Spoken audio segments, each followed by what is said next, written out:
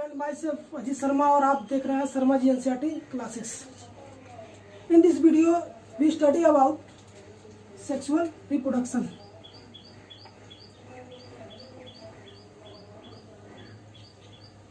Sexual reproduction. In previous video we see that asexual reproduction. Asexual means one sex involved, and in sexual reproduction इसमें मैंने बताया था कि to parents क्या होते हैं, इन्वॉल्व होते हैं, और इसमें वन पेरेंट्स। तो आज हम बात करेंगे सेक्सुअल रिप्रोडक्शन के बारे में। इसमें टू पेरेंट्स इन्वॉल्व होते हैं। सबसे पहले जब हम देख रहे हैं सेक्सुअल रिप्रोडक्शन है तो इसका मतलब क्या है, यहाँ पर टू पेरेंट्स इन्वॉल्व होंगे तो टू पेरेंट्स सेम भी हो सकते हैं। वो जो टू पेरेंट्स होंगे वो सेम हो सकते हैं या फिर डिफरेंट हो सकते हैं, सेम इंडिविजुअल या फिर डिफरेंट। कई ऑर्गेनिज्म लिविंग ऑर्गेनिज्म ऐसे हैं जहाँ पे आप देखेंगे मेल और फीमेल सेम प्लेस पे होते हैं, और कई ऐसे भी है जहाँ मेल और फीमेल अलग अलग होते हैं, गैमेट्स मिलकर बनते हैं। इसलिए उसको हम ऐसे बोलते हैं कि सेम में भी हो सकते हैं और डिफरेंट में भी हो सकते हैं। उसके बाद होता क्या है कि जैसे मान लीजिए हम एग्जाम्पल के तौर पे मेल और ये फीमेल, मेल और फीमेल, ठीक। इनके जो गैमेट्स हैं जिसे हम इसे क्या बोलेंगे, स्पर्म बोलेंगे, और इनके जो गैमेट है उसे हम एग बोलेंगे, ठीक। तो जब ये गैमेट्स जब मिलते हैं तो फ्यूज करते हैं, और फ्यूज करने के बाद ये क्या बनाएंगे, जाइगोट बनाएंगे, यानी फ्यूज होगा। फ्यूज करने के बाद ये जाइगोट बनाएंगे, और जाइगोट बनाने के बाद क्या होगा, न्यू इंडिविजुअल में चेंज हो जाएंगे, न्यू इंडिविजुअल में यहाँ पर चेंज हो जाएंगे, ऐसे बन जाएंगे। तो ये प्रोसेस है, तो इसे हम क्या बोलते हैं, सेक्सुअल रिप्रोडक्शन। तो इसी के बारे में इस बात पूरी वीडियो को आप देखिए, इसी के बारे में बात करने वाला हूँ। तो क्या होता है, क्योंकि आप देख रहे हैं कि ये प्रोसेस है, क्योंकि इसमें क्या होते हैं, जो हमारे जीन्स होते हैं वो अलग अलग डिफरेंट के होते हैं। जैसे मान लीजिए ये मेल है और ये फीमेल है, तो होता क्या है, जब ये वाला पार्ट इसका जब ये फ्यूज करते हैं तो ये वाला पार्ट और इसका ये वाला पार्ट जब नया इंडिविजुअल बनते हैं तो इसमें क्या होता है, कुछ अंश इसका इसमें चला जाता है, कुछ और इसमें चला जाता है। तो इसमें जो कुछ टाइम जो लग रहे हैं इस सब चेंज होने में, कि इसीलिए हम बोलते हैं जो भी हमारे चाइल्ड हैं, जो न्यू इंडिविजुअल जो बन के आता है, जो चाइल्ड होता है, उसमें कुछ इसके लक्षण जो है क्या होते हैं, इनके मान लीजिए अगर ये फीमेल है तो फीमेल के लक्षण इस मेल में आ जाएंगे, या फिर इनके लक्षण इसमें आ जाएंगे। तो जो इंडिविजुअल जो बनेगा उसमें देखेंगे हम दोनों के लक्षण कुछ ना कुछ ऐसे मिलते हैं। तो इसलिए हम बोलते हैं कि इसमें सेम भी हो सकते हैं, डिफरेंट भी हो सकते हैं, और यही कारण है कि जो चाइल्ड होते हैं उनमें मदर या फादर के कुछ पॉइंट इसमें मिलते जुलते रहते हैं। जैसे गुस्सा हो गया, चेहरे का फेस का हो गया, ये सब सारी चीज़ें मिलती हैं। तो आगे इसमें हम ये बोलते हैं, और इसके बारे में और भी बातें कही जाती है, ये बहुत स्लो प्रोसेस होता है। तो चूंकि डिफरेंट मेल और फीमेल डिफरेंट इसे मिल रहे हैं, गैमेट्स डिफरेंट मिल रहे हैं, इसके नाते प्रोसेस थोड़ा बहुत ज़्यादा ही स्लो हो जाता है। इसलिए इसको हम बोलते हैं कि ये स्लो प्रोसेस होता है। और अगर हम बात करें तो ये आइडेंटिकल जल्दी नहीं होता है, क्योंकि यहाँ पर देख रहे हैं मेल और फीमेल है। तो मैं यहाँ बता दिया, इसी चीज़ को मैंने यहाँ बता दिया, आपकी एनसीईआरटी में दिया हुआ है। तो मेल और फीमेल है तो आइडेंटिकल क्यों, जब डिफरेंट होंगे तो आइडेंटिटी करने में कोई प्रॉब्लम होगी थोड़ी सी, इसलिए इसको हम बोलते हैं कि नॉट आइडेंटिकल, यानी बहुत ईजी वे में इसको आइडेंटिटी नहीं कर पाते हैं। इसके बाद और हम बात करें तो इसका और भी हम 2-3 नामों से जानते हैं। जैसे मान लीजिए एम्फीमिक्सिस बोलते हैं इसे, या फिर सिंगेनेसिस बोलते हैं। तो ये सारी चीज़ें इसमें आती हैं। तो ये हो गया आपका सेक्सुअल रिप्रोडक्शन। तो कोई भी लिविंग ऑर्गेनिज्म अपने वंश को, यानी अपने जो जनरेशन है उसको बढ़ाने के लिए क्या करते हैं, सेक्सुअल रिप्रोडक्शन करते हैं, और लगातार वो तो 2 तरह से रिप्रोडक्शन होती है यहाँ पे, एक सेक्सुअल और सेक्सुअल। तो हम यहाँ पर सेक्सुअल की बात कर रहे हैं। इसके बाद इसमें कुछ हम फेज भी देखने को आते हैं, और हम बताएंगे स्टार्टिंग से कौन कौन से फेज होते हैं। जैसे मान लीजिए जुवेनाइल फेज, रिप्रोडक्टिव फेज, अगर हम प्लांट की बात करें तो वेजिटेटिव फेज। तो ये क्या होते हैं, इनको आइए हम बहुत अच्छी तरह से यहाँ देखते हैं एकदम इजी वे में, ताकि आपको एग्जाम में ये पूछे जाते हैं इस फेज के बारे में। तो आइए देखते हैं।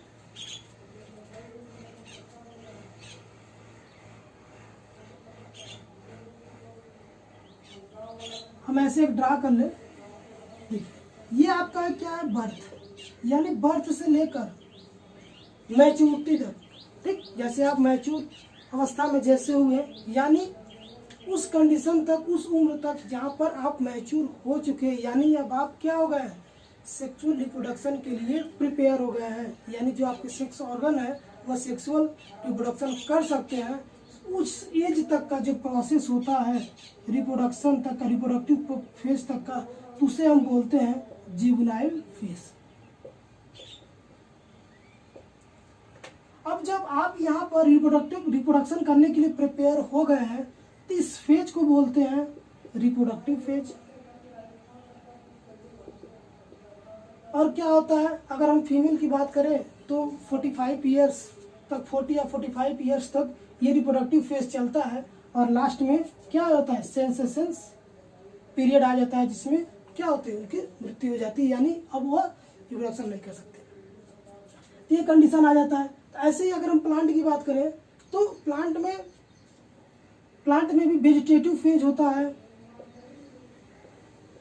तो वेजिटेटिव फेज में क्या होता है, यानी जब प्लांट क्या होता है, उसका सीड जर्मिनेट हो जाए, सीड्स जर्मिनेट हो जाए एंड फ्लावरिंग, यानी इनिशिएटिंग ऑफ फ्लावरिंग, यानी फ्लावरिंग होना शुरू हो जाए, तो उसे बोलते हैं वेजिटेटिव फेज, ठीक। और इसी कंडीशन को अगर हम इसमें बोले, बॉडी में बोले, तो इसे बोलते हैं जुवेनाइल फेज, ठीक है।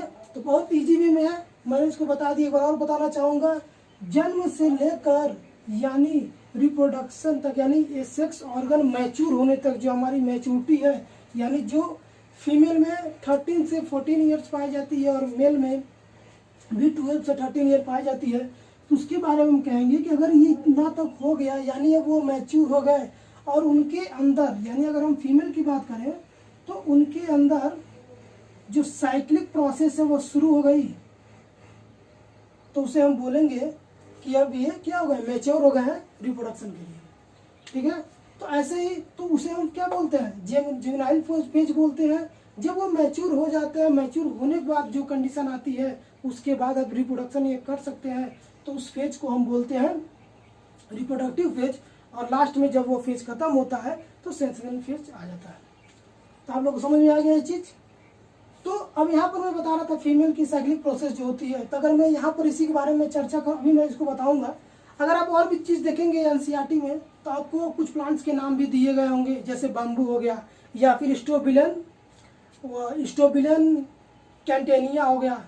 जो अब अगर हम बैम्बू की बात करें तो उसमें क्या होता है, 50 से 100 साल में वो एक टाइम फ्लावर्स देते हैं, 50 से 100 टाइम ईयर्स में एक बार वो फ्लावरिंग करते हैं। और अगर हम स्ट्रोबिलन कैंटेनिया की बात करें तो ये 12 से 13 सालों में एक बार फ्लावरिंग करते हैं, जो ज़्यादातर हमें केरला, कर्नाटका, तमिलनाडु ये सब जगहों में पाए जाते हैं। तो आपको एनसीईआरटी में इसके बारे में दिया हुआ है, तो ये चीज़ आप लोग अच्छे से इसको देख लीजिए। उसके बाद अगर हम बात करें, अगर हम आते हैं साइक्लिंग प्रोसेस की बात करें, तो साइक्लिंग जो प्रोसेस होती है, इसको रफ कर लेते हैं। तो आप लोगों को समझ में आया, जुवेनाइल फेज, रिप्रोडक्टिव फेज, और यही जब प्लांट में होता है, जब प्लांट सीड फॉर्मेशन शुरू हो जाते हैं, जर्मिनेशन शुरू हो जाते हैं और फ्लावरिंग शुरू होने वाले हैं, तो जो शुरू होने वाले जो फेज है, इसी को हम वेजिटेटिव फेज बोलते हैं। जब फ्लावरिंग करना, प्लांट प्रिपेयर हो जाते हैं फ्लावरिंग के लिए, तो ये वेजिटेटिव फेज इनका होता है, वेजिटेटिव। तो इसके बाद हम देखेंगे, अगर हम साइकिल की बात करें, साइक्लिक प्रोसेस, ठीक। तो साइक्लिक प्रोसेस में आप देखेंगे तो क्या होता है, साइक्लिक प्रोसेस जब ओवरी या एक्सेसरी जो डक्ट होते हैं, ओवरी एंड जो एक्सेसरी डक्ट होते हैं, जब ये मैच्योर हो जाते हैं, यानी अब इसमें क्या होती है, मैंने बताया यहाँ पर बर्थ से लेकर मैच्योरिटी तक, लास्ट मैच्योरिटी तक, जब उसके बाद वो रिप्रोडक्शन शुरू कर देते हैं, तो यही प्रोसेस शुरू हो जाती है, जिसे हम साइक्लिक प्रोसेस बोलते हैं। और इसमें भी कई तरह से होते हैं। अगर हम इसमें देखा जाए तो प्राइमेट आते हैं और नॉन प्राइमेट। तो सबसे पहले हम देखेंगे नॉन प्राइमेट कौन से होते हैं, किसको हम नॉन प्राइमेट बोलेंगे।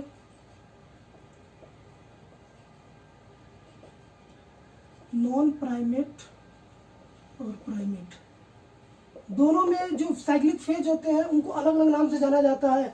अगर हम नॉन प्राइमेट की बात करें तो काऊ हो गया, सिप हो गया, रैट हो गया, डॉग हो गया, लिख लेते हैं काऊ, शीप्स, डॉग, रैट्स, ये सारे किस में आते हैं, नॉन प्राइमेट में आते हैं।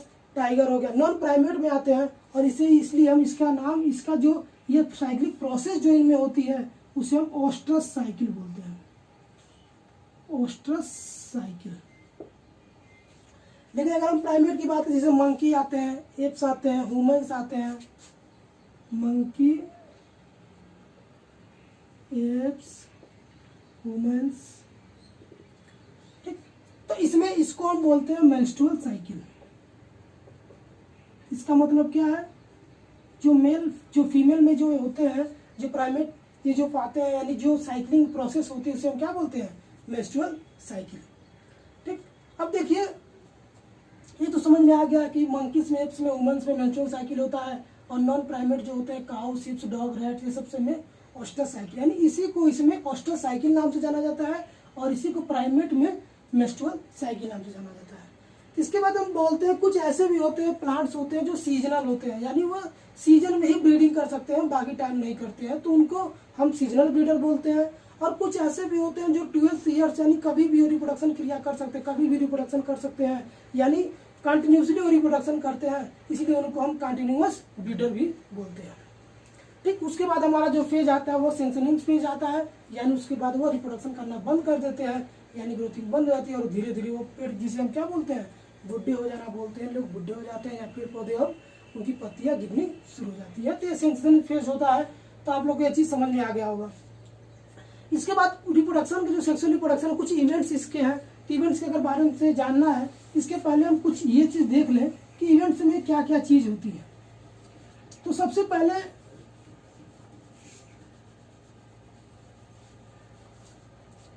अगर हम इवेंट्स की बात करें तो सबसे पहले क्या होगा, मैंने अभी क्या देखा हम लोगों ने कि जुवेनाइल फेज, जिसे हम ग्रोथिंग फेज बोलते थे, उसके बाद रिप्रोडक्टिव फेज आया, और उसके बाद एजिंग आया, यानी एज हमारी ग्रोथ हुई, उसके बाद सेंसनेंस फेज आ जाता है।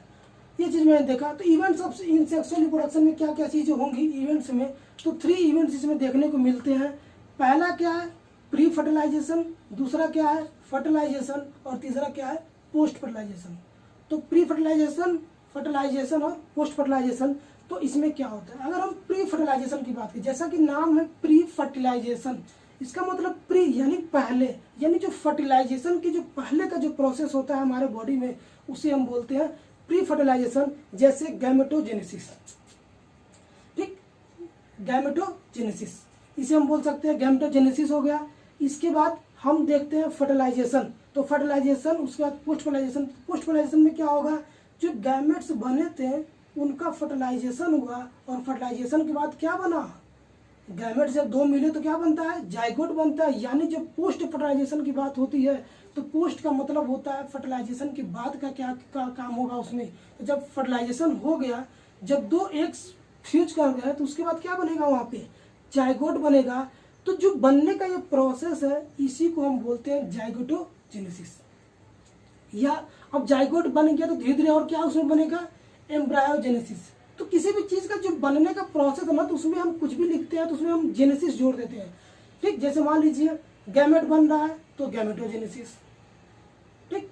फिर फर्टिलाइजेशन हुआ, फर्टिलाइजेशन के बाद जो पोस्ट फर्टिलाइजेशन में जाइगोट बना तो जाइगोटोजेनेसिस, ठीक। उसके बाद जाइगोट के बाद एम्ब्रायो बना तो एम्ब्रायोजेनेसिस, ऐसे हम उसको बोल देते हैं। चलिए अब इसी को हम देखते हैं। सबसे पहला मैंने क्या बताया, इवेंट्स में प्री फर्टिलाइजेशन, ठीक, फिर फर्टिलाइजेशन, उसके बाद पोस्ट फर्टिलाइजेशन, ठीक। तो प्री का मतलब मैंने बताया था, प्री का मतलब क्या होता है, पहले, यानी फर्टिलाइजेशन के पहले का प्रोसेस। तो क्या बनता है, गैमेट बनता है, तो जिसे हम क्या बोलते हैं, गैमेटोजेनेसिस। फिर फर्टिलाइजेशन होता है, फर्टिलाइजेशन करते हैं, यानी यहाँ पर क्या होंगे, यहाँ गैमेट बन गए हैं। देखिए यहाँ पर फिगर से मैं बता रहा हूँ, यहाँ हुआ क्या कि 2 गैमेट यहाँ बन गए, गैमेट बन गए, और गैमेट का यहाँ पर क्या हुआ, फ्यूजन हुआ यानी फर्टिलाइजेशन किया, यानी दो गैमेट्स आपस में यहाँ पर मिले, मिलने के बाद यानी ये जो बने थे तो ये क्या हो गए हैं, इनको हम बोलेंगे प्री फर्टिलाइजेशन, और ये जो मिले हैं फर्टिलाइज हुआ है तो इसे बोलेंगे फर्टिलाइजेशन, और इसके बाद जो चेंजेस आएंगे क्या बनेंगे, जाइगोट, ठीक, तो इसे बोलेंगे हम पोस्ट फर्टिलाइजेशन। और जाइगोट के बाद क्या आएंगे, एम्ब्रायोजेनेसिस। तो जब देखिए एक चीज और, जब यहाँ गैमेट बन रहे हैं तो इसी को हम बोलते हैं गैमेटोजेनेसिस। किसी भी प्रोसेस का बनने को, ठीक, उसको हम क्या बोलते हैं, जेनेसिस। यानी गैमेटोजेनेसिस, एम्ब्रायो बना तो एम्ब्रायोजेनेसिस, उसके बाद जाइगोट बना तो जाइगोटोजेनेसिस। तो यहाँ पर जाइगोट बना तो इसीलिए इसको क्या बोलते हैं, जाइगोटोजेनेसिस, एम्ब्रायोजेनेसिस, ऐसे बोल दिए। तो ऐसे समझ में ये चीजें हैं, तो इसमें आपको परेशान होने की जरूरत नहीं है। अब हम लोग बारी बारी से इसको पढ़ेंगे, फिर फर्टिलाइजेशन में क्या कैसे कैसे बनेंगे, फिर फर्टिलाइजेशन कैसे होगा, और पोस्ट फर्टिलाइजेशन में क्या क्या चीजें होंगी।